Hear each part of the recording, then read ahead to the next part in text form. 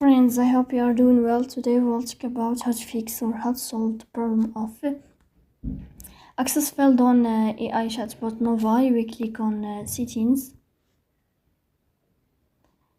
Here we click on apps, default apps, app settings. Here you will search for Nova app.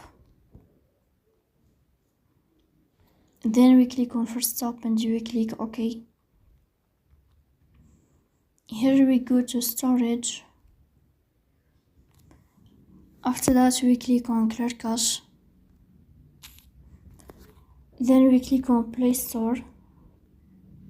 You will search for AI chatbot, and then you will update your app if you find update here. So please don't forget to support us by like and subscribe. See you next time in another video, and thank you for your watching and your attention.